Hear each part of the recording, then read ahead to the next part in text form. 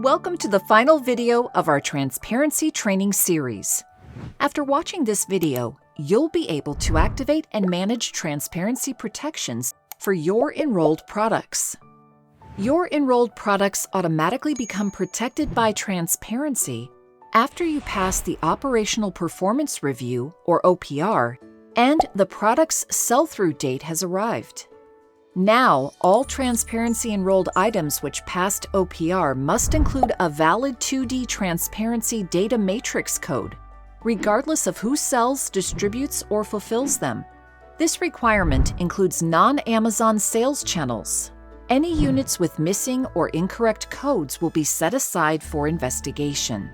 As part of OPR, all resellers who are associated with your brand and maintain active offers against your transparency enrolled ASINs received details about transparency requirements.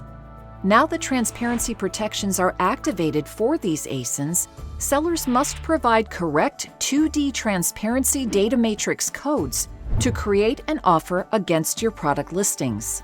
As a reminder, these codes are unique and serialized on a unit level. This means other sellers must provide codes that match the brand, product, and version exactly, and use each unique code only once. Invalid or incorrect codes won't be accepted.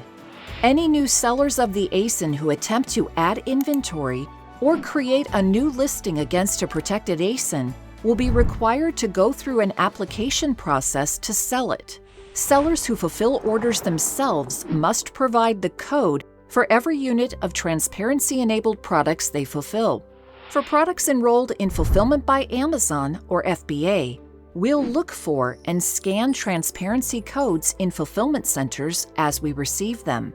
We'll investigate items for potential counterfeits if they fail this transparency authentication check. This excludes inventory received by the fulfillment center before transparency protection was activated. Amazon will uphold its anti-counterfeiting policies if we suspect counterfeits. Search anti-counterfeiting policies in the Seller Central search bar for more information. Regardless of the fulfillment method, these steps help ensure only authentic and accurate products are shipped to customers. Now that your transparency protections are active, you can review performance details in the Transparency portal. Select the Reports tab to review the available brand reports. Use the Performance Report tab to review a summary of unsuccessful 2D transparency data matrix code scans, failed attempts to list enrolled products, and notices of suspected counterfeit infringements filed by you. Explore other reports like the monthly operational error and codes usage reports for more information on your transparency operations. We also recommend reviewing the returns analytics for your transparency enrolled products to help you optimize your supply chain and pinpoint potential issues. You'll receive the returns analytics report each month via email. Here's how we create this report. You provide batch or lot numbers and the manufacturing locations for your products each time you request codes in the Transparency portal. We use this information to record return reasons for products purchased from the Amazon store. Then we'll let you know the batch and lot numbers for products that were returned, regardless of whether they were sold by you directly or via one of the resellers you've associated with your brand. Use this report to reference return volumes and reasons. Break these insights out by distributors, units, and batches or lots to help determine the root cause of issues, crucial to improving customer trust and reducing costs.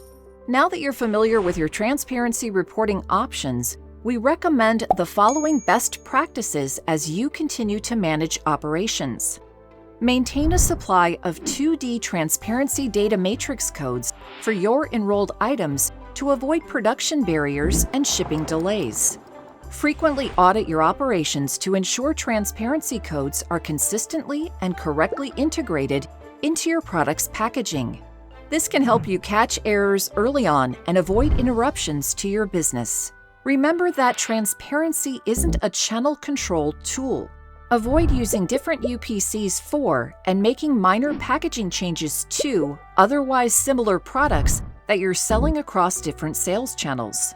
Consider enrolling additional ASINs in transparency as you expand your product catalog or identify the need for item serialization for existing ASINs. You can enroll more ASINs in transparency at any time by returning to the transparency portal and completing the ASIN's enrollment process. Each newly enrolled ASIN will undergo the same OPR process. Refer to the previous training video, Transparency Step 4, Pass the Operational Performance Review, OPR, for more information. This concludes our training on how to activate and manage transparency codes, as well as our training series on transparency onboarding. Thank you and happy selling in the Amazon store.